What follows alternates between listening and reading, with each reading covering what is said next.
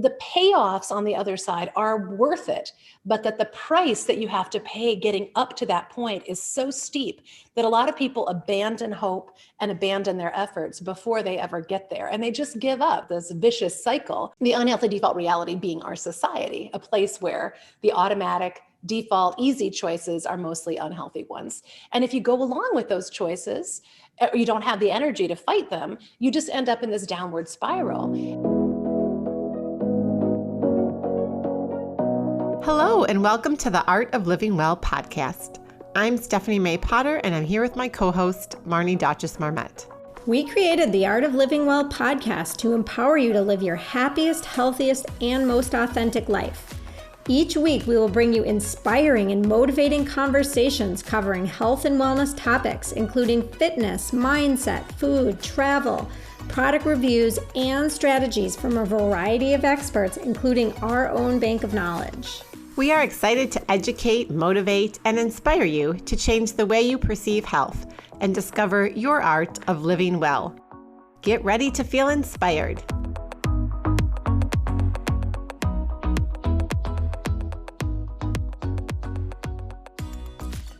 Hello, and welcome to episode 72 of the Art of Living Well podcast.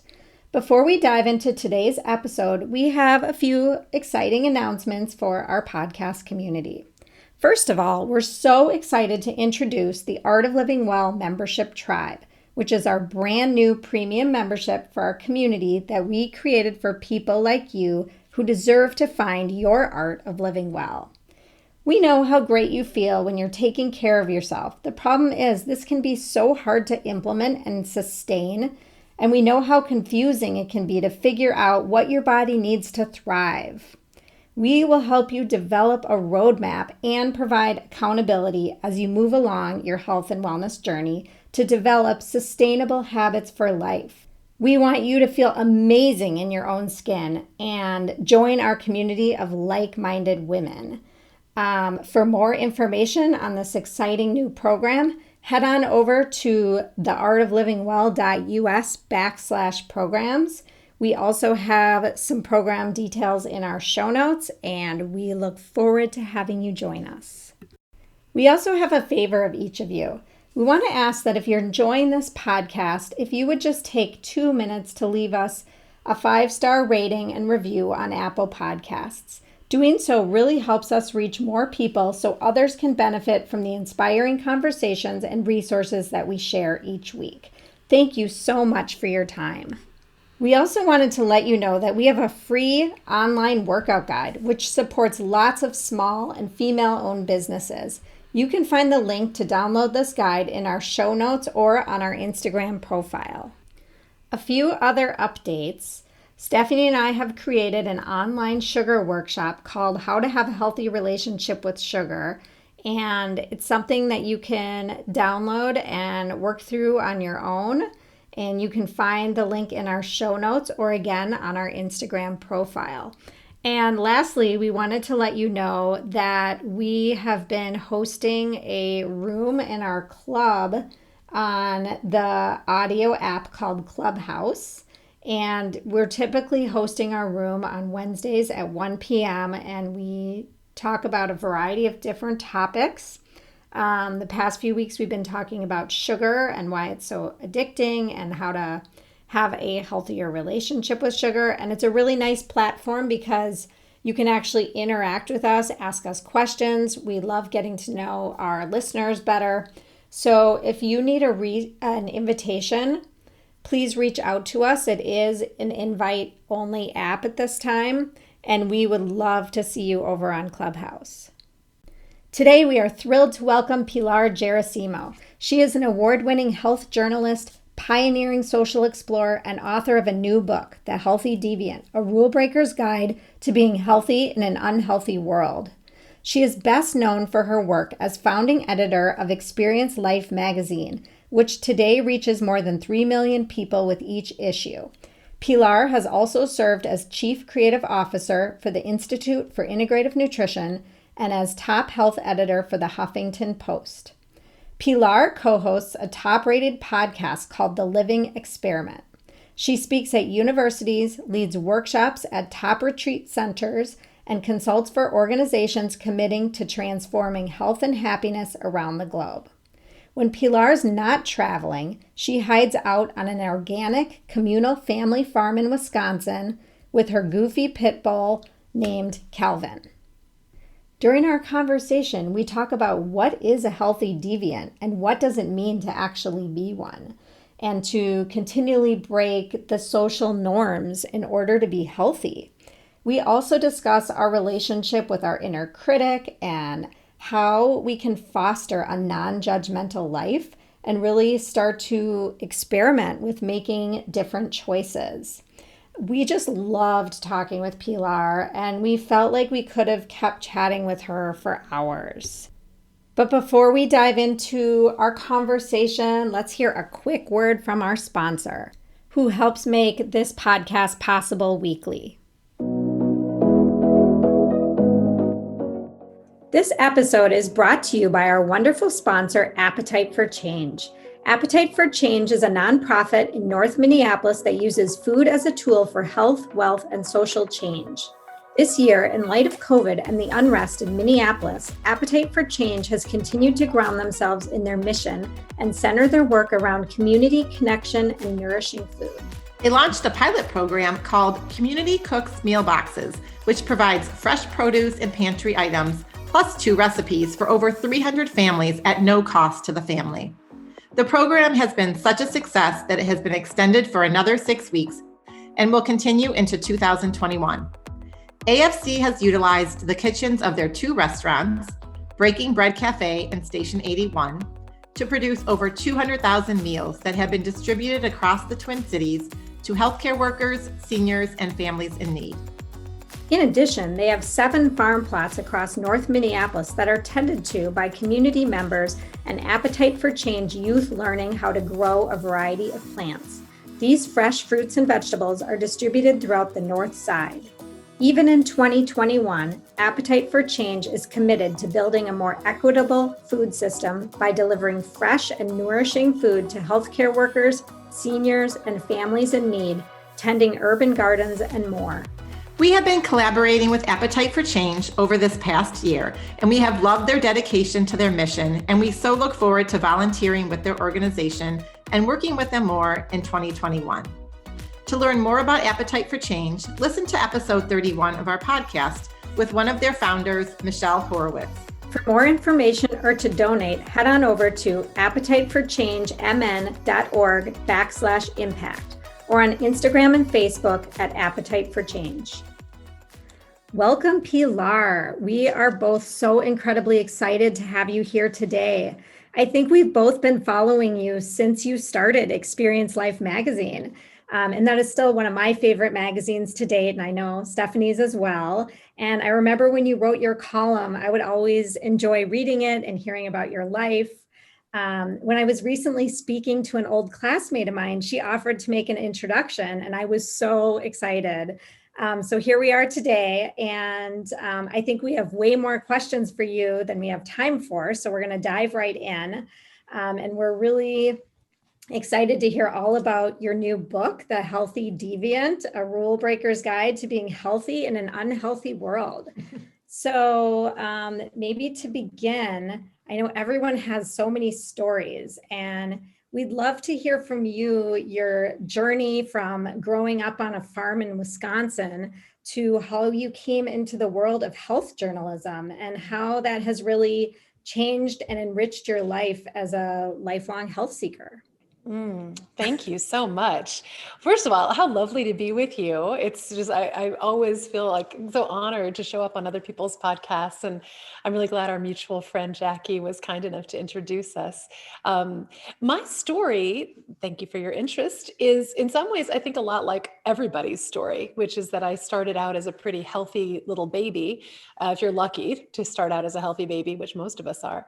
And then I lost my health and fitness through the course of my later childhood and adolescence and young adulthood, and then spent the better part of my 20s and 30s trying to get it back. It's interesting you mentioned the farm. I was born in Illinois, where my dad was a professor at Lake Forest College. And I grew up in sort of the inception of the positive psychology and human potential movement, where people were really thinking they're asking interesting questions about how do we live better lives? How do we become our best selves? And I was formed in that context by a father who was a sociologist and a mother who was even then kind of a back to the land earth mother type. And my mom was really interested in raising her children in an environment much like the one that she had been raised on a farm in the Midwest. My dad was a very urban, intellectual academic type who was born in Chicago, Gary, Indiana area. And he really wasn't so into the farm thing, but I always had two lives, one in the country, one in the city. And growing up on the farm where my mom started kind of a hippie commune back in 1970 with her best friend, we had this very organic kind of back to the land life we made our own food, our own clothes, our own houses out of recycled materials. Every day was, getting up with the sun and going to bed when it got dark. We didn't have a television. There really wasn't any junk food or soda or any of that stuff allowed. And I was raised as a pretty healthy kid, and I thought pretty healthy and happy until I went to school. And when I started going to grade school, I started getting very clear messages that the way my sisters and I was considered very weird. We wore hand-me-down clothes. We brought our own lunches with homemade bread and leftovers and things that were considered to be abnormal at the time. Everyone had Wonder Bread sandwiches, bologna and single sliced cheese and Twinkies for dessert. And people brought cans of pop. And we were like, wow, what's going on here? So like most kids, we figured out, and I in particular figured out that I didn't want to stand out. I didn't want to be different that way. And I got very occupied with trying to fit in and measure up and show up as other people were presenting themselves. And as I saw increasingly when I got older in women's magazines, the models that were held out of how I was supposed to look and dress and act and what I was supposed to have and care about. And so what I found is, again, I think this is common to many of us, is that the more I tried to comply and conform with those models, the less healthy and happy I got. So as I became less healthy and less happy, I started missing my health and fitness and realizing, it was not fun to be gaining weight, mostly as the result of going on yo-yo diets and messing up my formerly healthy metabolism. It wasn't fun to lose my fitness, mostly because I was now sitting and watching television and, not being outside and doing active things. And it really wasn't fun to be losing my own peace of mind and my self-confidence, which was what was happening as I was getting sucked in to the dominant culture ideals of what a woman was supposed to look like and be like and act like. I felt like I knew myself less and less, and I had less and less confidence of what I was going to be when I grew up, and that my life was worthwhile. And I was looking outside myself for all of my affirmation.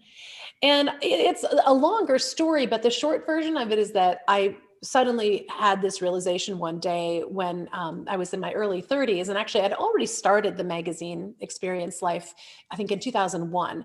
And this was maybe a year or two after that, where the crucible of trying to do all of the things I thought I had to do to be healthy, like, eat all of the right foods and be in all the right exercise programs and do all the right stuff, combined with the workload that I was carrying, trying to start a magazine from scratch and edit it and make it happen, became overwhelming. And one day I was so upset with myself and my life and the fact that I couldn't do it all and be it all. I stomped my foot on the floor of my house so hard that I broke the bone in my foot. And it's a story I tell in the book in greater length, but I had, as a result of that experience, a series of insights. And the first of them was just an awareness that I had broken my body in a way that terrified me, like that I was capable of, stomping my foot and breaking my own bone, that I had that much frustration and pent up rage inside of me. And I was able and willing to direct it at myself. That level of self-destructiveness was not something that I considered myself even capable of. And I was like, that was a sobering moment. The other things that I realized were that actually had been breaking myself for a long time. And when I look back, and maybe you guys can relate to this, but I look back at the 10 years leading up to that incident, and there were all kinds of warning signals and flares that I was living out of balance. Even after I figured out things like eating whole foods and, started an exercise program that was more sustainable, I had rashes, I had night sweats, I had digestive trouble, I had backaches and stomach aches and all kinds of weird little niggling, strange symptoms. My body was trying to tell me, like, you're overrunning your ability to maintain this. You are overrunning your reserves. So that was the beginning for me of a turnaround experience where I also realized like I wasn't alone, that almost all of my friends, particularly my women friends, were suffering from a lot of these maladies. And we were all running to doctors, sometimes, to Chinese medicine doctors, sometimes to integrative medicine doctors, herbalists, homeopaths, regular doctors. But we just kept accumulating more and more sort of short-term interventions for these things. And I decided if I was going to be a healthy person, I needed to figure out how to do it in the context of a world which was not going to support me in doing that. And I couldn't look to the conventional models anymore. I had to kind of figure it out through trial and error. So I spent the better part of, the rest of my life, really, ever since then, I've been experimenting with how to be a healthier person in a world that often makes that very, very difficult indeed. That's a lot of what went into Experience Life in the next 2 decades after that.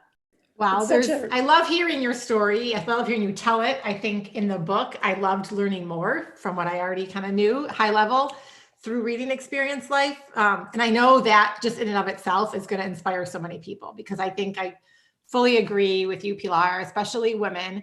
We want to do everything. We think we have to do everything, especially those of us that are parents, and those little warning signs that we have that we just push to a side and put a Band-Aid on. At some point, something breaks, your foot breaks. There was a reason, because you weren't listening to your body for all those years, and it was giving you the small little cues. Now it's like, sorry, this is what we have to do to get you to wake up. That's exactly right. And your story is just so relatable. I mean, I think many of us went through that, in grade school or junior high or whatever, where you're just trying to change yourself to fit in. And then you finally figured out that that's not true to who you are. And I mean, even like the rashes, all of it, I can relate to it all. Yeah, I can't tell you how often I hear back from people that are like, oh, I had that rash, I had perioral dermatitis, or I was losing my eyebrows or my eyelashes, or picking at my fingernails, or doing whatever it is that we do, pulling our hair out the top of our head, which a lot of these are coping mechanisms. They're sort of self-soothing mechanisms, even though they're not all that soothing. And I think what they are is, our way of trying to endure the unendurable. That our lives have become, we are a living experiment. And I have a podcast called The Living Experiment all about this, but it's easy to forget that the way we are living right now is not at all normal relative to the way that humans were living for the 2.5 million years, during which all of our DNA formed and all of our central nervous system formed and all of our metabolic preferences formed. So we took our genetic programming and we thrust it into this, post-agricultural revolution world where, the agricultural revolution led to the industrial revolution, the technological revolution, the digital revolution, all of the things that came with it, like processed food and electric lights and lives changed by automation. But here we are in these bodies that still have the basic programming of hunter-gatherer ancestors, trying to make sense of the world we're living in now and all of the media and advertising. And so I think, we need to be cautious about holding ourselves up to these standards that we have not yet proven are in any way, shape, or form wise or sustainable standards. We're just going along with right now what we glean from some combination of advertising and media and social media and what we see our friends trying to do. And we're all really showing the signs of strain, if not severe breakdown. When you start to see how many of your friends are dealing with autoimmune diseases, heart disease, cancer, type 2 diabetes, anxiety and depression, those are diagnosed disorders or conditions or diseases, but they're really the reflection of a whole bunch of us trying to live in ways that are not sustainable, that are really not endurable.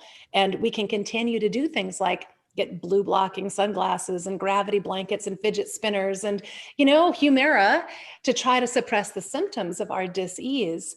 But the truth is, I think we are going to rapidly come to the conclusion that we do need to shift the way we're living to be more in agreement with the way our bodies have been programmed to operate, or we're going to be paying a very, very heavy price, which we already are, both economically and socially, and at the level of just human suffering.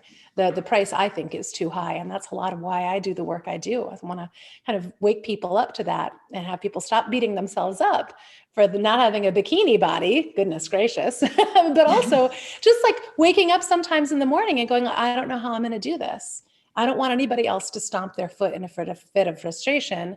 And I don't want anybody else running to the doctor for more antidepressants, thinking there's something terribly wrong with them. I mean, take the antidepressants, goodness, please take them if it's going to help you save your life, or stay, in a space where you can then go get some additional help or make some additional choices. But right now, a lot of the drugs that we're taking, they are taken in the service of, I think, enduring the unendurable. And that's not a great long-term strategy. And I know you dive into a lot of this in your book, so maybe we can focus a little bit on that. One of the things you talked about and you mentioned today for writing this book is currently we live in a culture that produces more unhealthy, unhappy people than healthy and happy ones. And if you're currently a healthy and happy person in today's United States of America, or really in any of the number of growing countries that are following our lead, you represent a tiny and shrinking minority and are statistically speaking an endangered species, which is such a powerful statement. So can we dive into this a little bit further? And maybe we can even talk about, what is a healthy deviant? Because I love that word. And I am very proud to say I am a healthy deviant. I think Marnie would say the same thing as well. It's just it's such a wonderful book. So if you want to dive into that a little bit further. Yeah. Well, I always, thank you so much for sharing that little passage, because I think it does a great job of explaining kind of the fundamental principle behind healthy deviance. I'll give you some statistics to explain why factually the idea of healthy deviance makes sense. Right now in the United States, we know, because some of the COVID reporting made this such a popularized number, that in my book I said 50% or more, but it's now 60% or more of US adults have been diagnosed with at least one chronic disease. So right out of the gate, more than half of us have been diagnosed chronically ill. So you're already in the minority if you have not been.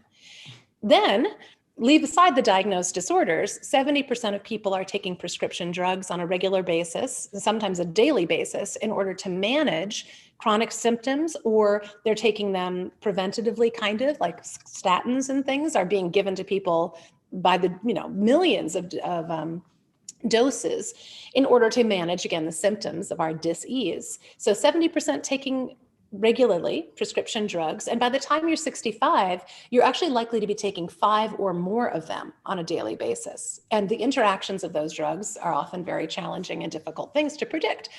70%, okay, so now we're up to the numbers. 68 to 70% are also overweight or obese. And that comes with a long list of additional disease risks and dysregulations for like hormones and blood sugar and inflammation and things like that. And then 80% of us aren't thriving mentally and emotionally. So at a psychological level, only 20% of people are thriving, and the rest of us are just getting by, or as the psychological research Barbara Fredrickson says, they're living lives of quiet despair. This again explains more of our physical symptoms, because when you're stressed out and freaked out or depressed, you have a whole bunch of physical manifestations that come along with that. The body and mind can't be disconnected. Then this is the number that kind of blew my mind and really fused for me that healthy deviance was a necessity. 97.3% of US adults are not regularly practicing the most basic healthy habits that they would need to practice in order to stay healthy and happy for the long haul. So this is data that was reported in the Mayo Clinic proceedings, and it suggested that I think 97.3% of US adults are not doing the following things: eating a reasonably healthy diet, getting a moderate amount of exercise, not smoking, and maintaining a reasonable body composition. I can go in and debate some of this, data that they used around that with like USDA nutrition guidelines, which are not my favorite standard, and so on. But basically, 97.3% of US adults cannot sustainably do those 4 things, or are not doing them. And that means less than a single digit percentage of people, 2 point some, are doing those things. But what we don't know is whether they're doing any of the other things that you'd need to do, like getting enough sleep or maintaining healthy social connections or managing their stress at a reasonable level or avoiding toxins or getting enough daylight. So there's a long list of things that science suggests are at least as important, if not more important, than the things that were counted in that research I noted earlier. And so you have to ask the question, well, if fewer than 3% of people are doing the things that they did count, how many could possibly be doing all of those things plus the other half dozen, that you might need to do really at a base level? And I can't believe that it's more than 1%, but for sure we know it's a single digit. And then you have to ask the question, okay, well, what kind of society produces that result? What kind of society makes it so hard to be healthy and happy that literally almost nobody can pull it off, fewer than, a couple percentage points at max? So there's something significantly wrong here. But the takeaway here is that if you are one of the few people who is thriving and happy and healthy and on track to stay that way, yeah, you are basically a freak. I mean, statistically speaking, you are such an outlier and such an oddball. And you have to be doing things so much differently than everybody else. Socially, you will become unusual enough to be seen as a deviant, a social deviant. It's a positive form of deviance, at least I like to think so. We'd all like to be healthier and happier, but it comes with the same types of costs as any type of social deviation. Just like when I was saying I was in grade school and showed up doing things and acting and looking a little different, I got told very clearly that was not acceptable. And if you choose to try to pursue a healthy life in the context of today's expectations, you'll run up against a lot of those same kinds of obstacles and social pressures. Yeah, I mean, Stephanie and I are both, could be considered, I guess, healthy deviants. And I love the way that you put it out there. And I love the idea. I actually love the idea of continually breaking social norms to be healthy. You say normal is overrated. I couldn't agree more with that. And I do feel the stares regularly, in a restaurant when I'm ordering food, or even around family. Like my little family of 5, they know how I eat. But like my extended family, oh, Marnie, it's always, Marnie's going to eat her special food or whatever it is. So I feel that. And it's sad that, the 1% or whatever the number is of people that are trying to live this healthy lifestyle have to feel, exactly what you're describing. And have to work so hard at it, Right. And not only are you going through the expense, the inconvenience, all of the time and and money challenges associated with that, and having to exert quite a lot of your own willpower or willingness in some cases to do that, but you are then coming against the social pressures. And in communities where there's not good access to healthy food, sometimes those choices are so difficult, or there isn't green space to exercise safely outside, or the social pressures are even greater against doing those kinds of things. I'm thinking, for example, of women in some Middle Eastern cultures. What they need to be wearing and where they're supposed to be going or not going is a limiting factor in how much exercise they can get during the course of their normal lives. So there are a lot of social and cultural factors that determine your chances, your life chances, as well as your health chances. And one thing I think a lot of people don't realize until they've gotten to the point of healthy deviance that you folks have, is that the payoffs on the other side are worth it, but that the price that you have to pay getting up to that point is so steep that a lot of people abandon hope and abandon their efforts before they ever get there. And they just give up. I talk in my book about this vicious cycle of the unhealthy default reality. The unhealthy default reality being our society, a place where the automatic default easy choices are mostly unhealthy ones. And if you go along with those choices, or you don't have the energy to fight them, you just end up in this downward spiral. And then you end up with problems like obesity or rashes or headaches or diagnosed disease states, or just not feeling very well, where you begin to incorporate more and more of the solutions, I put finger quotes around those, that our society then presents you with. Pills and powders and yo-yo diets and crazy unsustainable workouts. And when you start trying to do those things, they don't work as advertised, and you start to suffer from that feeling of like, I'm doing this, but it's not working, or I'm trying to do this and I can't do it. And that takes you further down the spiral. Now you feel helpless and hopeless, and you're beating up on yourself. And eventually a lot of people just give up. They end up in this horrible state that psychologists call learned helplessness, which is when you've tried so many times to escape some place of discomfort or trouble, and you can't get out of it, you just give up trying and you resign yourself to a certain level of suffering. And I do really think that, the society we're living in now has made it normal to be suffering from a fleet of different disorders. And a lot of doctors will tell you, at my age, I'm 54. If I went to the doctor with a set of complaints like the ones that I had before, they probably would tell me that I'm getting older. Or they would tell me, this is a relatively common condition for women your age. We see this a lot. Or that's a benign condition. I once had a condition known as geographic tongue, where I was getting basically holes in my tongue. And I had more than one doctor tell me it was a benign condition. And I'm like, it is not benign. When your tongue is falling apart, there's something seriously wrong. And you can tell me it's normal for people of my age. Or it's like, we don't know why it happens. But to me, it's a clear sign my body is not happy about something. So the fact that you guys identify as healthy deviants thrills me. And I know there are more of us out there. And I think it's really important for us to figure out how we can make it easier for ourselves and for each other, and all of the folks we have never even met, to come along for the ride. It can't be this hard and still work for the majority of human beings on this planet. So we have to make it easier. Mm-hmm. I couldn't agree more. And one of the things I just kept thinking about is if we had a community, and if there were these communities that exist out there in pockets, then people wouldn't feel like they were all alone. They would feel supported. They would feel like even more self-confident in making the choices that they know they want to make. But when the pressures are around you are mounting, we just cave in. And it goes back to when you were, when you went to school, when you were 5 or 6, and you felt that you weren't considered, normal, or the things that you were doing in your lifestyle. And so of course you want to fit in.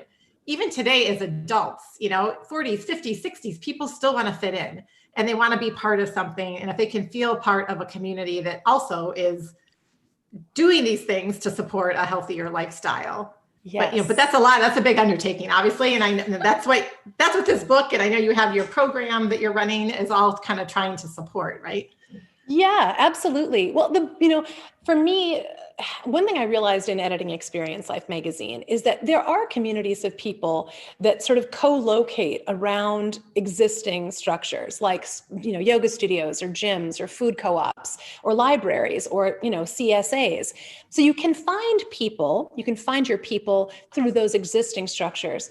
But it is really helpful philosophically to be connected with people who are taking a bigger view of what healthy living really means, and seeing it in the context of our society and our culture, and who are aware that the social influences are a really big part of this. It isn't just a choice to be healthy. It's a challenge. Mm-hmm. And, it was funny, I was giving a talk for the University of Minnesota's Center for Spirituality and Healing when my book first came out, which was it's just a year ago. It seems like such a long year with the pandemic and everything else that's happened.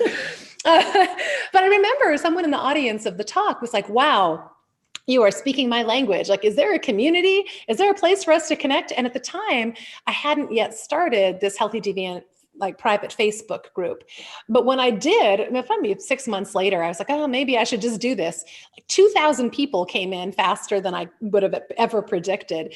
And they really are enjoying, even in a virtual community, connecting with each other and supporting each other and sharing their observations about how the culture is working on them or against them. There's a manifesto in the book of Healthy Deviance. I won't go into the whole thing, but one of the points is to call out the crazy. And it's really been fun to see people in that community posting, examples of crazy making ads or messages. Someone posted in the group the other day a Hallmark greeting card for children that had a picture of a hamburger and fries on it. And that were like, we're better together. And it's, textbooks in kids' schools are full of that. Like, how many candy bars does it take to fill up this candy jar? And it's like subtle programming, or, bikini body ideals of body beauty and so on. So when you start to group with other people who are seeing that kind of crazy and pointing it out and being willing to disrupt the accepted norms and expectations of our society in the service of their own health and happiness, and in the service of supporting each other, it does start to feel more normal, like a new normal, a better normal. And Healthy Deviant You, which is the program I've put together, is a way of getting people together for the span of at least 12 weeks, but ideally more like a year or more, where they can travel in a cohort together, going through 4 phases of healthy deviance, where they can begin to raise their awareness. So one of the non-conformist competencies of amplified awareness is amplified awareness, which is noticing what's going on in and around you, and just helping to re-educate people to pay attention to the signals their bodies are sending them, for example, is a huge aha for people. Noticing what triggers their unhealthy cravings or less healthy choices, noticing when they become reactive and upset and it starts to affect their energy or hope, helping them then to reclaim that. The second non-conformist competency of Healthy Deviance is preemptive repair. So we spend a full 12 weeks on that. And we're in this phase right now with the first cohort. And it's just so gorgeous to see people encouraging each other to take breaks and to do little kind things for themselves and to renegotiate their agreements in ways that work better for them. So a lot of Healthy Deviant You and the other programs that I run are really aimed at that. Like, how do we create community and support from each other in order to make these healthy choices and attitudes and behaviors easier over time? And ideally to make them more a new version of normal that's more sustainable and rewarding for all of us. I love that.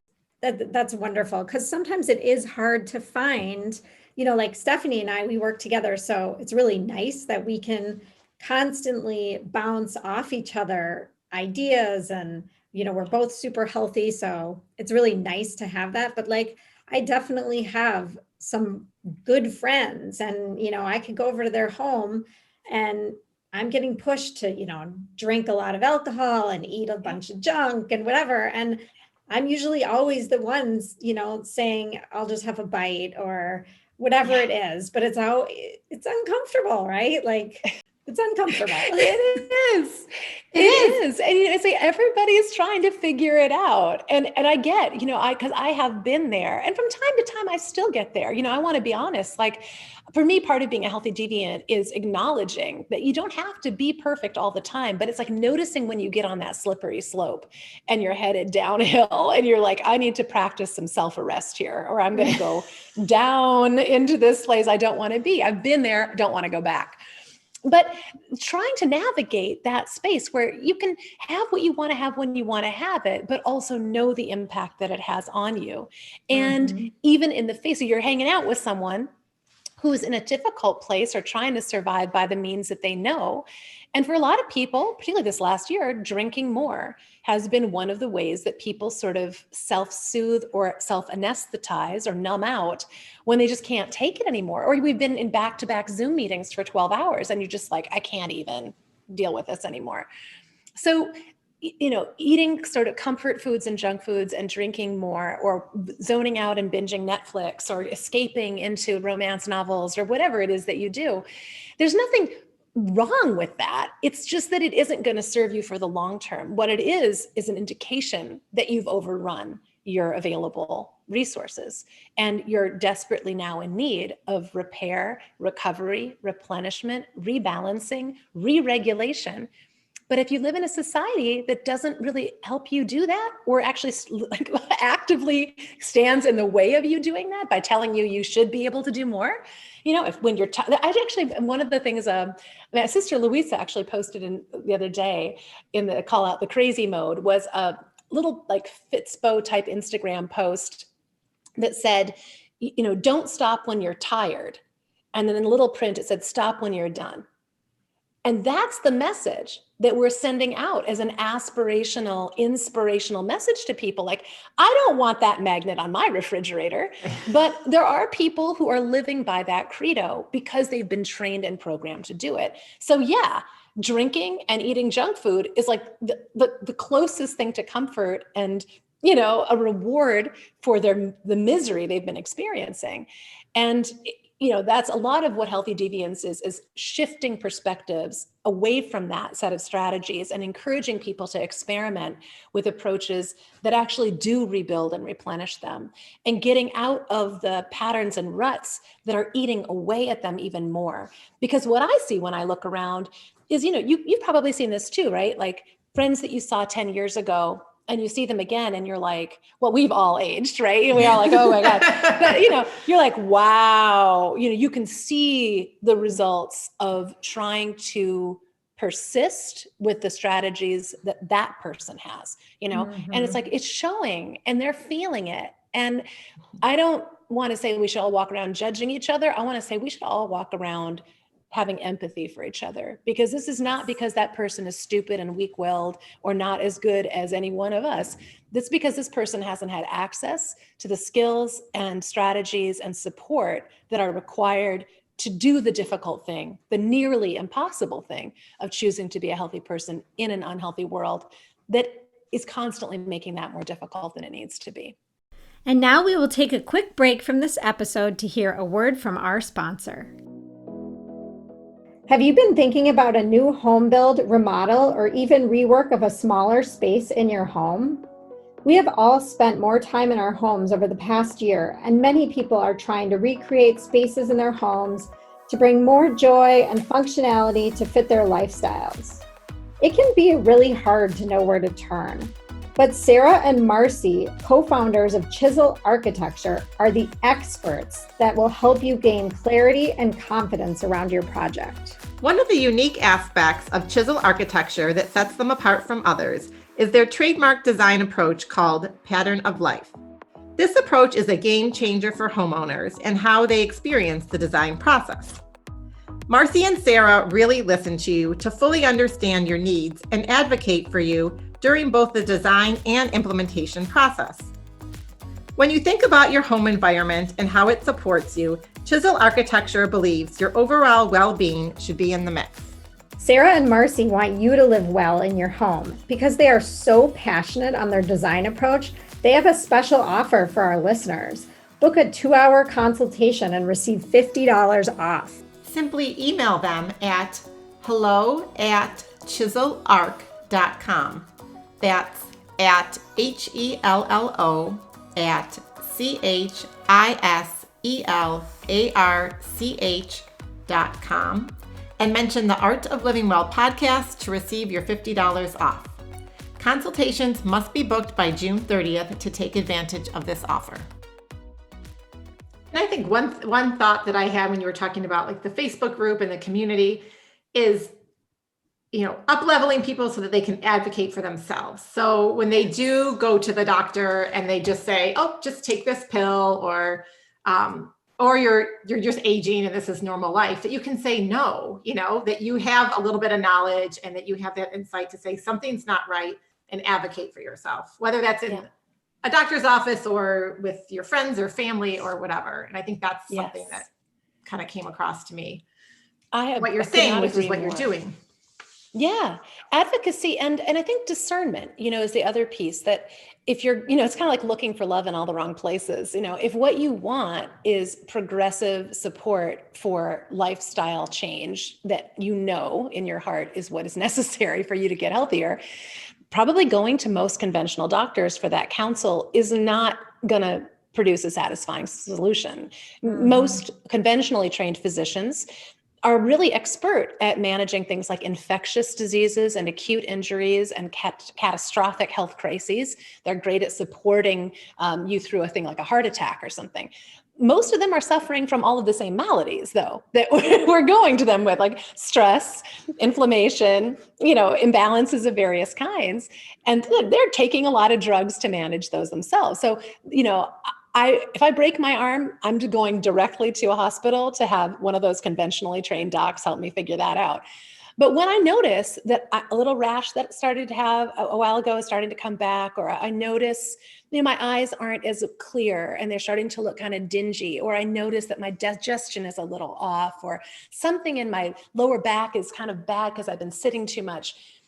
I know if I go to the doctor, I'm going to come away with a cream or a pill or a powder or a prescription for physical therapy or something, but it isn't going to change the circumstances that produced those problems. And I've learned, to surround myself with other wise health seekers. And I always say you kind of need a posse of healers and health coaches and guides to help you figure out these different pieces of healthy life. But it does begin with listening and noticing to your own body and advocating even to yourself that you're worthy of intervention and care and support that's required for you to change your life for the long haul.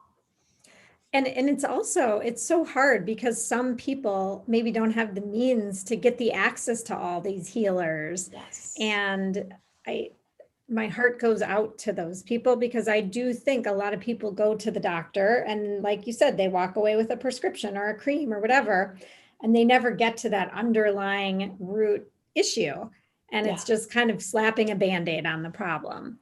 And so, the idea of creating a community that is at least giving people more ideas on how to even address their issues is wonderful.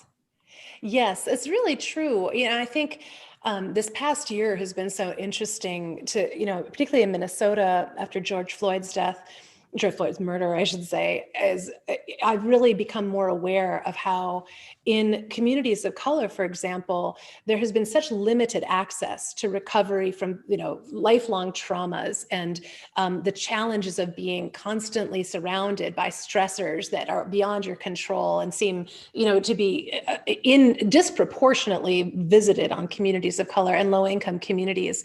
That access to healers, access to healing support, access to systems and programs and information that would help to turn that tide, it has been too limited, and it's affecting all of us. I mean, this is a problem. I interviewed an amazing healer and therapist named Resmaa Menakem on the podcast, The Living Experiment, back in 2019.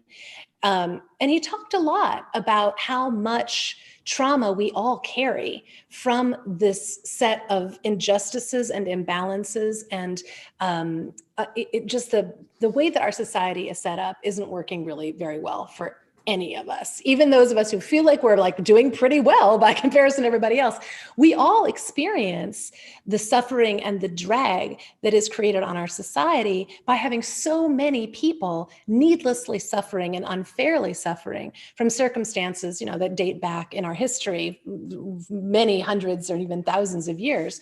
But now that we're moving, I hope, into an era where we recognize that there needs to be, in the Minnesota Healing Justice group has a great phrase, or my friend Ihotu her name's Ihotu Ali. She's a amazing healer in her own right, but also helped to form this Minnesota Healing Justice Network. And they talk about the healing and justice and the justice and healing. And I love this idea that they really go together.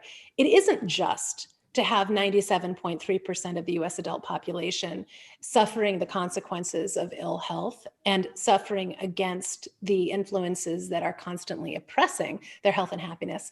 But it's also really not fair that people with less money, people of color, people from other cultures, people in neighborhoods and circumstances that are even more difficult than the average US adult situation are suffering at rates that are disproportionately high.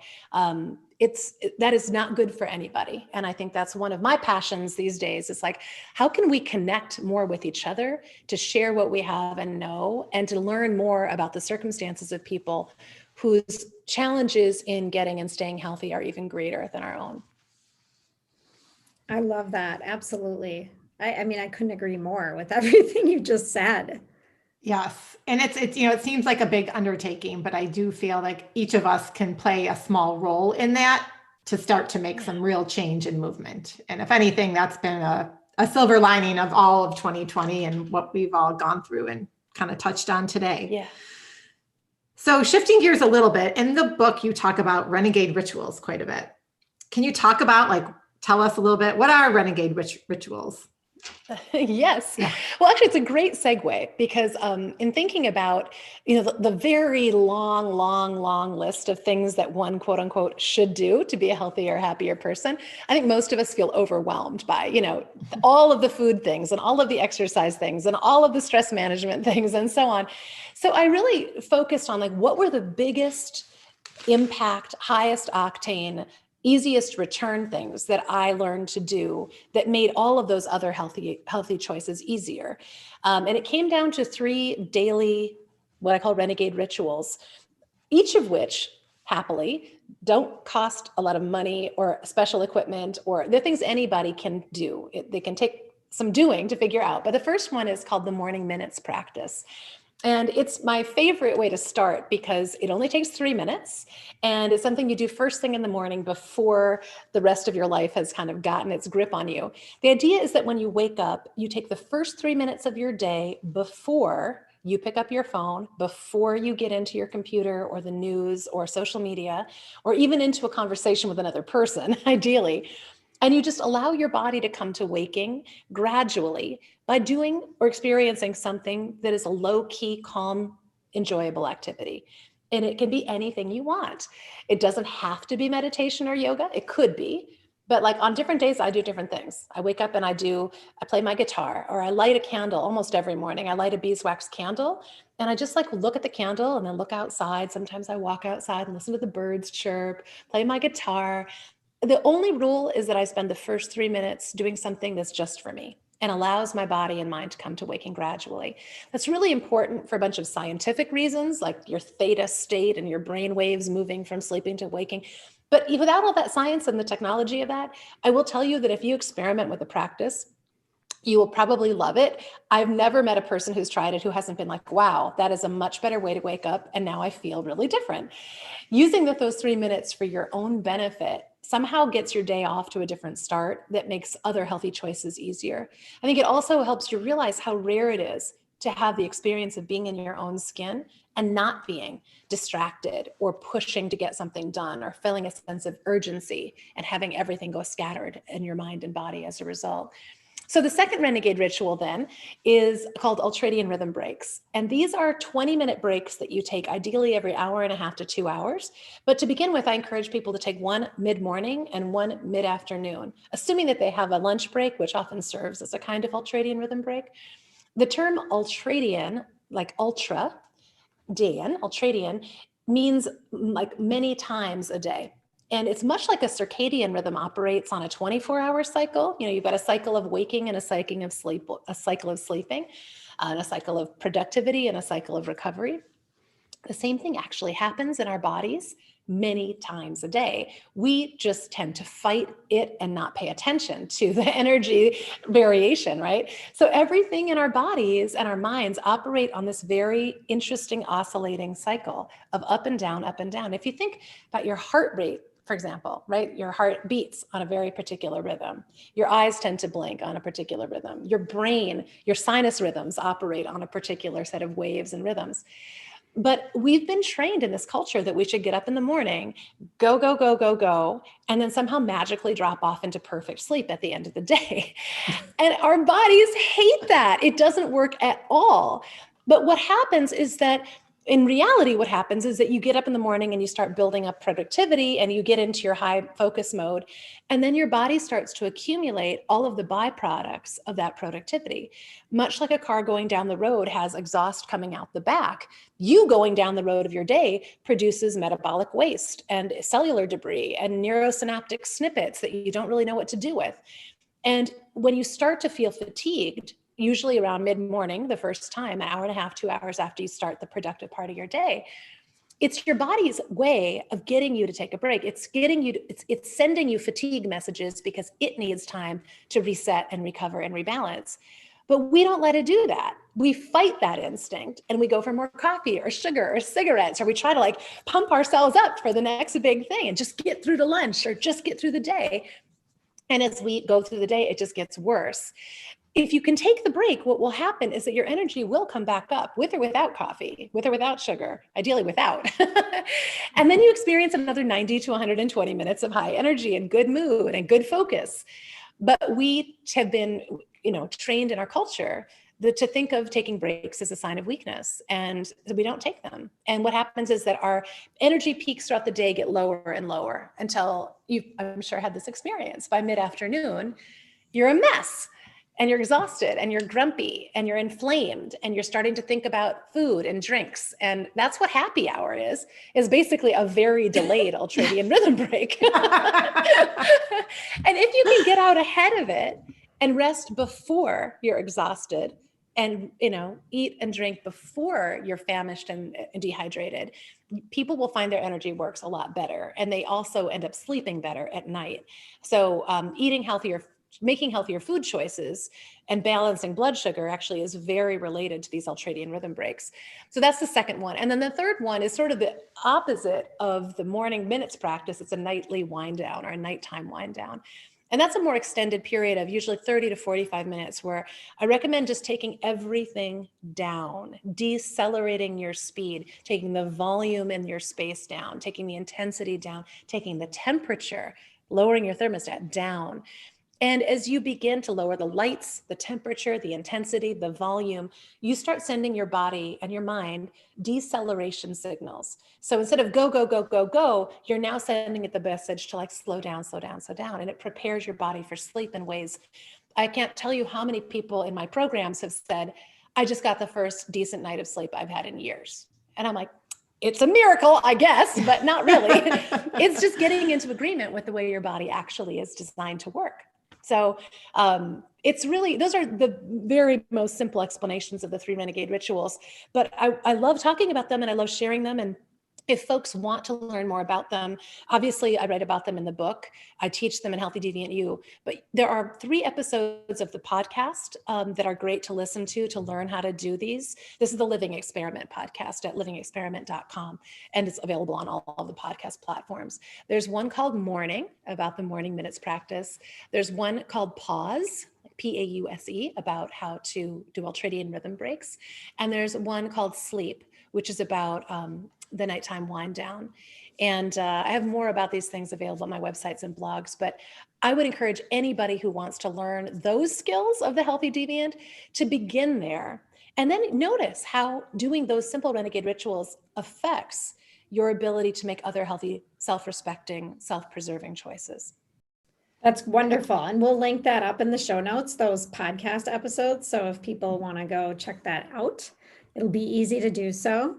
And I love what you said early on, just kind of tying back our earlier previous conversation, that none of these take a significant amount of monetary investment or really even time. I mean, 3 minutes, because I know there's a lot of people out there. There's single moms, there's busy people who are trying to get out the door, but take the 3 minutes for yourself in the morning and a couple minutes during the day. And you'll find that you're actually probably more productive when you take the break versus plowing through and working that 10, 11, 12-hour day, right? Science says yes. All of the data suggests that taking the breaks actually does help you get more done. And it's much easier said than done, particularly if you're working in an environment on a sales floor in a factory where those breaks are just not happening. But a lot of the research has been done by the military, like the US Department of Defense has studied ultradian rhythms because they're keenly interested in knowing how long you can get people to do things before you need to have them take a break, or before they start to have accidents and make errors that can be life-threatening and expensive and generally very bad in terms of their outcomes. So I want to emphasize too that fundamentally what I'm really interested in getting people to do is notice that when you choose to do something as simple as take the first 3 minutes of your day, you will run into challenges and problems doing that because it's not considered normal. Taking breaks isn't considered normal. Slowing down at the end of the day, rather than trying to stay ramped up until the very last minute, just get more things done until the end of the day. All of that is going to take you out of the sphere of normalcy as it's defined by our current culture. And so you'll run into all of the hitches you'll run into also trying to do things like change the way you eat or move or manage your stress or sleep. But because these things don't carry the same charge as, being a perfect eater does, you start to relate differently to these things. And I think a lot of people find they're easier places to start. And once you get started, then other healthy choices really do come more easily too. I totally agree with that. And it just, some of the things you said reminded me of when my kids were little and they would have like the snack break at school, Yes. and the school would give them like a juice box and some Teddy Grahams, or a juice box and what are they called? Fruit snacks. And I would be like, what kind of snack is that? That's not a snack. That's like, let's sugar the kids up so they can focus. Yeah, right. I know. Where's the protein? Where's the healthy fat? Where are the phytonutrients? But at least they were getting breaks. And it's funny you should say that. I have a yoga mat that I unroll on the floor of my office to lie down and take my Ultradian rhythm breaks when I start to feel that it's time. And I was lying down on the other day and I was like, God, this is just like lying down on one of those little nap mats they used to have in kindergarten. Again, I'm in my early 50s now, and they don't do this anymore in a lot of schools. But when I was a little kid, they knew kids needed breaks. And I think they gave us milk back in the day, and they had us lie down on our little nap mat, and we would have quiet time. And whether you went to sleep or not, it didn't matter. Everyone was quiet for about 15 or 20 minutes. And then we got back up and we did the next activity. And I don't know, that would be a norm I would love to institute in adult life as well as in children and with schools, because, even the way we design school breaks is kind of dissipated now. We used to have recess, and you'd have music class, and you'd have different types of classes throughout the day. And they got rid of all of those things. It's just like all math and, remembering dates and things that are so hard on your brain, and no breaks at all, no relief. And then we wonder why kids are having mood disorders and, energy problems and falling asleep at their desks and becoming anxious. And I think that we're going to have to relearn how to live, and we're going to have to re-educate ourselves and our educators. I will say, happily, I've given a few talks at mindfulness conferences where there are folks from leadership in education, the New York City public school system, for example, even here in the Minneapolis area, some public school officials who've been like, wow, it would be so great if we could get this into the curriculum and get kids to start, and teachers to start doing things differently. I am 100% on board with that, and anything I can do to help support educators and making changes in the way we are working with kids and young adults. College, same problem, man. College is its own trial. Yeah. Medical school, oh my goodness. Yes. So we have our work cut out for us, but there's room for healthy deviance, I think, in all of these different layers and nooks and crannies of our world. And we do need to find each other first and foremost, and begin advocating for ourselves and each other in ways that change the system, that don't just put more pressure on us individually to figure out what is basically a very shared, widely experienced set of maladies. And I think once individually we all start to feel that and realize the benefit, feel it for ourselves, then we can start to create, it's like those grassroots movements and the demand, and then we will change the system because there'll be more of us that are just demanding it, right? Yes. It's funny, you should say that. It's interesting. I was talking about, in Healthy Deviant, we work through these different phases, amplified awareness, preemptive repair, reclaiming your mojo, and so on. But the final phase is this be the change phase. And that's really about stepping into your own Healthy Deviant identity and building Healthy Deviant community around you for your own sake, as well as the sake of others. And I think most people, by the time they get to that fourth phase, they have reclaimed their own energy and vitality, and they're feeling better than they felt in years. The first thing that they want to do is help others. The first thing that they want to do when they get to that point is make it easier for people around them. Some of it is self-interest. Like, I want to live around more healthy, happy people. Like, let me see what I can do to make that happen. And part of it is, I think, a desire to pay it forward and help other people experience the benefits that we've experienced. It's no fun to be the only healthy, happy person in your community. It's just really hard because you spend a lot of time and energy trying to help sick people get through unendurable situations. And I think that be the change phase, whether you get it from coming through a Healthy Deviant you type experience, or you get it from learning things the hard way in your own life, figuring it out and wanting to make it easier for other people, that's where the magic is going to happen. And I really hope, for our country's sake and our world's sake, we begin to take that on as our next frontier of health improvement, not just public health initiatives of vaccinations and screenings and things like that, all of which are important in their own right, but really taking on, how do we make it easier to be a healthier, happier person in this world that we all share? Well, and I wonder, just thinking about like judgment and non-judgment and, the inner critic inside all of us. How do you, or what advice do you give to people to kind of foster that non-judgment, whether it's around, I'm a healthy deviant and I'm judging you because you're so unhealthy, or vice versa, right? Because Yes. it can come from all sides. Oh, absolutely. Oh, yeah. You get called an elitist if you're pursuing and making these choices. It's a privilege, and it is. But it's really easy to have people tell you that, there's something inherently wrong with you caring about your health and making it a priority. There's that level. And absolutely, healthy people have a tendency to not remember how difficult it was for them to get here, and then to lay blame and judgment and shame on people who haven't yet figured it out. I mean, one thing is, I often say, the skills of the healthy deviant are the survival skills of the new era. And if you are not a healthy person yet, it's probably just because you haven't yet learned and mastered and practiced these skills, but you can.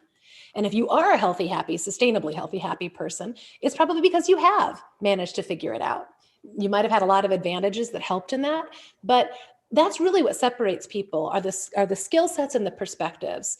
And those can be acquired by determination, and it takes some effort and time, for sure. The thing that there's actually one of the skills actually of healthy deviance is, I call it non-judging self-observation, or NJSO. Everything has an acronym. Unhealthy default reality is the UDR, and so on. But non-judging self-observation, right now, I feel that in the health and fitness media, is taking the form of things like body positivity, or the I Weigh movement, or just like self-love and self-approval. That's good. That's a start. But I think we have to broaden our perspective and to really cement non-judging self-observation and non-judging observation of others. I use a series of graphics in my book that show how we've been encouraged to look at our problems like they're just ours alone. And it's almost like you're standing in front of a billboard that's this close to your face. And what media puts in front of you, and our society puts in front of you, is like, my problems, what is wrong with me? And I'm like, oh my gosh, I got a weight problem. I got headaches. My hair is falling out. My skin is broken out. I got these problems, right? I'm low energy. I'm depressed. A whole litany on that billboard. What I can't see until I'm willing to step a little to the side and look behind the billboard, I call it seeing the forest for the trees, what actually produced all of the problems that we're all experiencing are the circumstances that we've been living with. So, 2.5 million years of human history and programming of our bodies. The human genome is what it is, and it came out of a hunter-gatherer reality.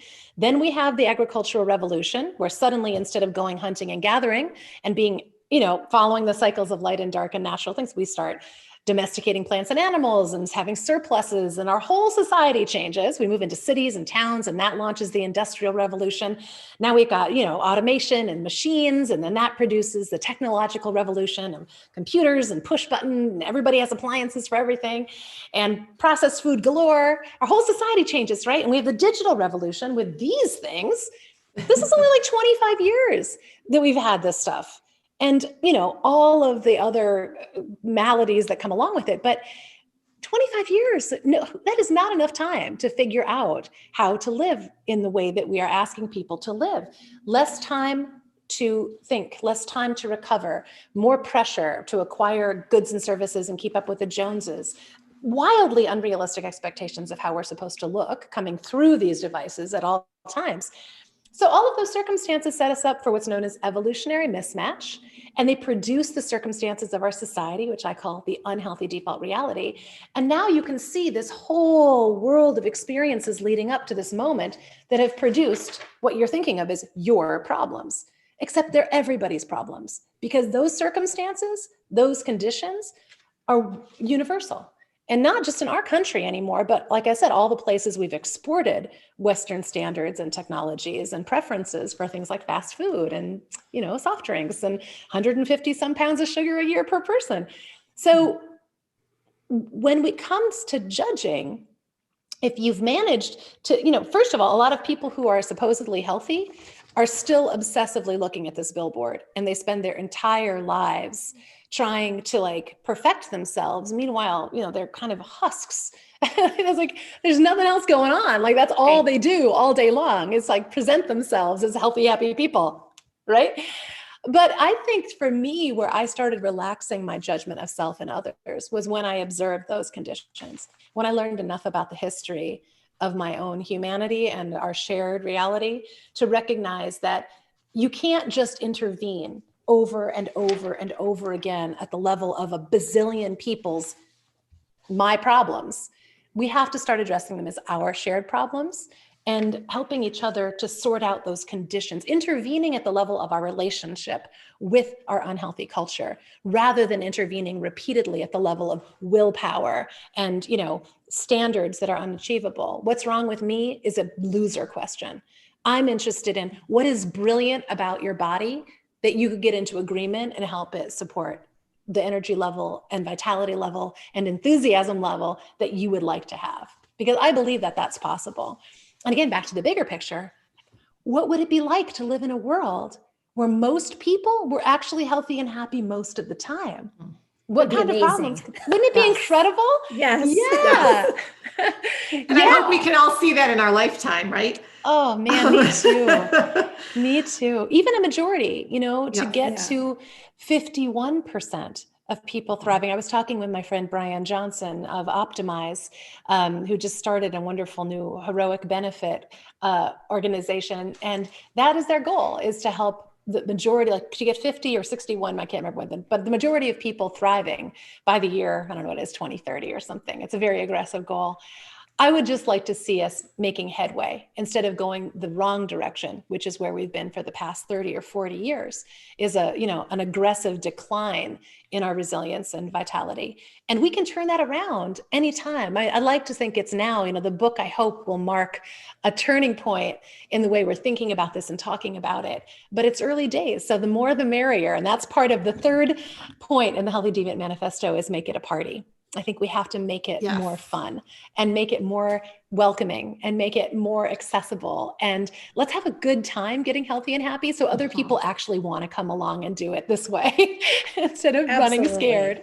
Yeah. I love that. I couldn't agree more, because I think sometimes because of what we've been fed in the media, it's hard. Oh, you have to give that up. I don't like when people say, oh, I can't eat that. No, I choose to eat other things that make me feel good. Yeah. It's not about what I can't eat. It's not deprivation. You're making a conscious choice because you want to, because you want to eat the food, or you want to go to sleep early, or you want to not binge watch Netflix for 21 days straight, or whatever it is, everything in moderation, like you said. I just love everything you said. And it is possible to be healthy and have fun. Right? Yes. We need to show people that, because people think being healthy is no fun, and that's not true. That is exactly having more right. fun now than I did way back in my 20s, to a certain extent, right? Well, absolutely. And how fun is it to be going into the medical system on a regular basis? How fun is it to be in waiting rooms and having procedures done and being prescribed things and having to go through the drive-through at CVS to get one more round of drugs? How fun is it to spend all of your money on, trying to cope, as opposed to like having a ton of energy and vitality? I mean, I think that's kind of one of the best kept secrets about health. Unfortunately, the media tends to like emphasize the appearance of health and fitness. And we have these, 6-pack, tan, whatever, like that model is so irrelevant to most people, to the point of just being kind of, I think, it's its own obstacle at this point. But yeah, I mean, anyone who has gotten healthier knows how rewarding and fun it is to have the energy and the enthusiasm and the clarity, like how much better your brain works. And then to be able to take on things that you want to do and experience and have everything you need to enjoy them. But it's that process of what's perceived as self-denial and misery and having to have discipline and self-control. Remember that all of what we're asking people to do, we're asking them to do those difficult things in the context of already depleted systems, difficult environments that aren't supported for those choices, having it be expensive and inconvenient and hard. So you take a bunch of exhausted people, put them in a difficult situation, and then ask them to make difficult choices that are like, it's a setup for failure.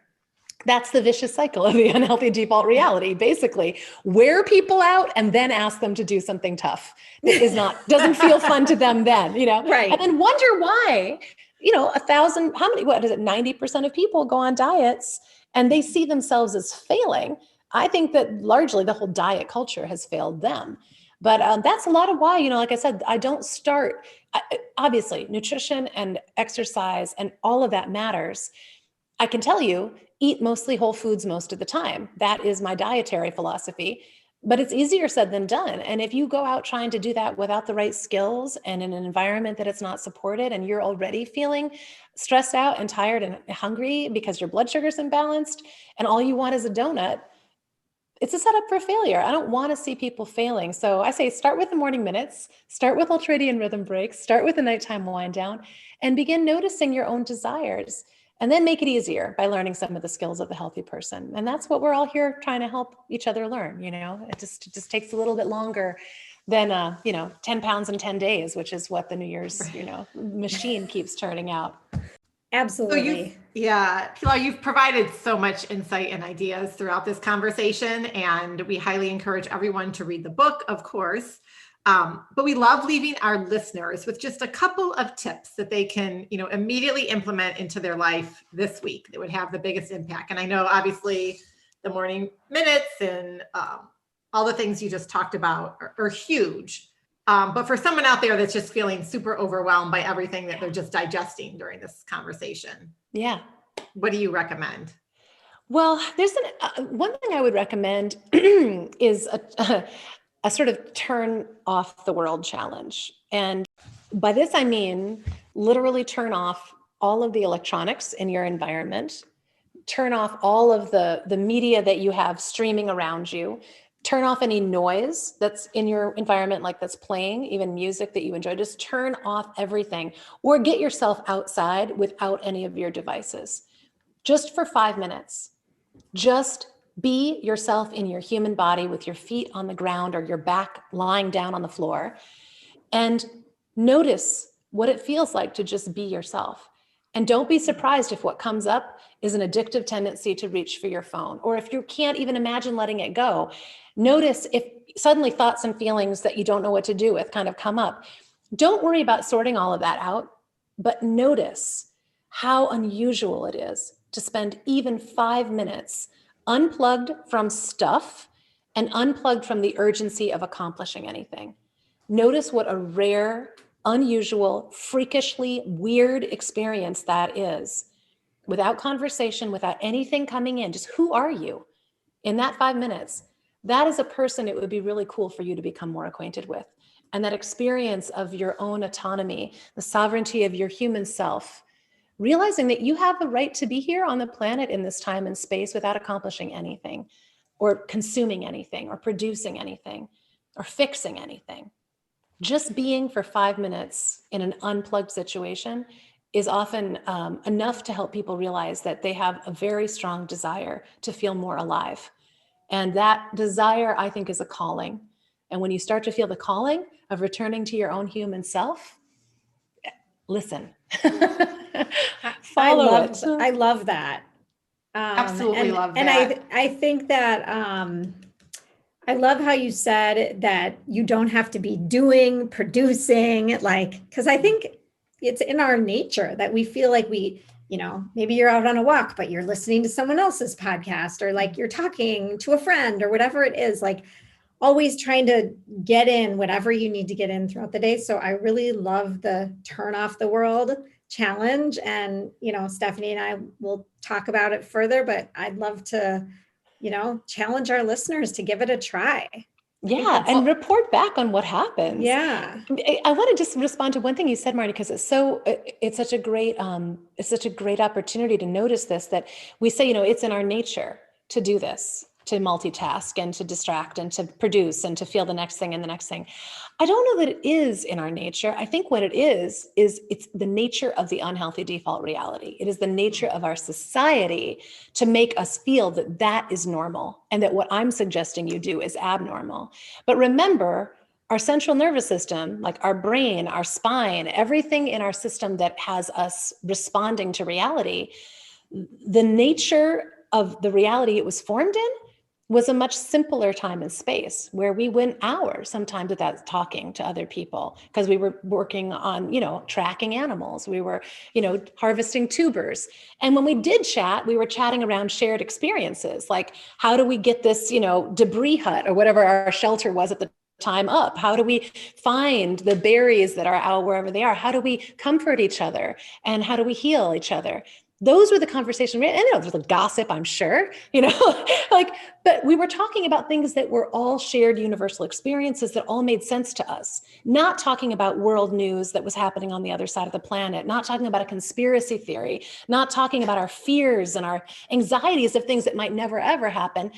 And so I think that while it might be our nature to be always interested in what's going on around us, I don't think it's our nature to feel that we should or have to respond to all of it all the time. And the complexity of our modern technological culture has become, and it's accelerating, so complicated that I believe it is injurious. It is damaging to us to just present ourselves to it day in and day out without a recovery break or without a rest. So even if it's 5 minutes, you might be shocked at how unnatural it feels. And a lot of people will freak out and not be able to do it. I predict this. If you ask people to report back, invite the so-called failed experiments to go first. Who tried it and couldn't pull it off? Right. And it's not a failure, really. It's a learning process, right? That's exactly And you're right. absolutely right. It's not in our nature. It's in our programming. Yes. I love what you were saying, because when you were talking about it, Pilar, I said, okay, I was already planning to take my Ultradian rhythm break after this recording and go outside on my walk with my dog. But I always have a podcast on, or I'm listening to a book I'm reading on Audible, or whatever it is. I am going to leave the phone at home. I'm committed to doing that today. So I'll let you know. Let us know how it goes. It's going to be more than 5 minutes. I mean, I normally do a 20 or 30 minute walk this time of day. Perfect. So it's really a stretch for me. So, and notice, Stephanie, I would love to hear back what comes up when you don't have more stuff coming in. I think what you'll find is that your body mind starts to process what's already in there. And I bet you, I don't know, dollars to spinach. I was going to say dollars to donuts, but I bet you have at least one aha, or you get a flood of ideas of things that you could do with what you have rather than consuming more and more. And you might come into contact with insights and feelings and thoughts that I bet you will find more rich than the things that you would have just put in. I mean, I love learning. Continuous growth and learning is one of the non-conformist competencies of Healthy Deviance. And some of that is definitely learning things from the outside world, but it's also learning from observation of what happens within your own body mind. So I can't wait to hear how your walk goes. That's going to be really fun. Yeah, you'll have to report back. I will definitely report back. Excellent. So Pilar, this has been a wonderful conversation. We've loved having you. I feel like we could just keep chatting away here, but I want to be conscious of your time. So as we wrap up this conversation, we love to ask all of our guests, what does the art of living well mean to you? Well, that's, I guess I've talked a lot about that in the past hour or so, but for me, the art of living well means illuminating from myself the best that is within me and available to me in this lifetime. And a lot of that is, for me, living my life at my healthiest and most conscious. So ultimately, I would say, living according to what brings me satisfaction. And that for me is, combination of my feeling my best and giving my best gifts. That's beautiful. Thank you for sharing. Thank you. My pleasure. Thank you so much for having me. And thank you for helping to spread the Healthy Deviant gospel and encourage healthy deviance around you and in your midst. And, continuing to challenge the norms of a society that is not producing great results for us or for our planet or our communities of fellow human beings. So we can change it. And I think that the fun and challenging work is just beginning. Absolutely. Thank you so much. And we will link everything up in the show notes that we talked about today. Thank you. And we wish you a wonderful rest of your day. Thank you so much. Take care, Have you a great guys. one. Thank you so much for listening to the Art of Living Well podcast. We are so grateful that you joined us today. If you enjoyed this episode, please share it with a friend or anyone else you think may benefit from this information. We'd love for you to subscribe to our podcast, leave us a review, and tag the Art of Living Well podcast on social media. If you want more inspiration in between episodes, you can find us on social media at theartofliving_well on Instagram and Facebook, where we will share snippets from our daily lives and our journey to living well.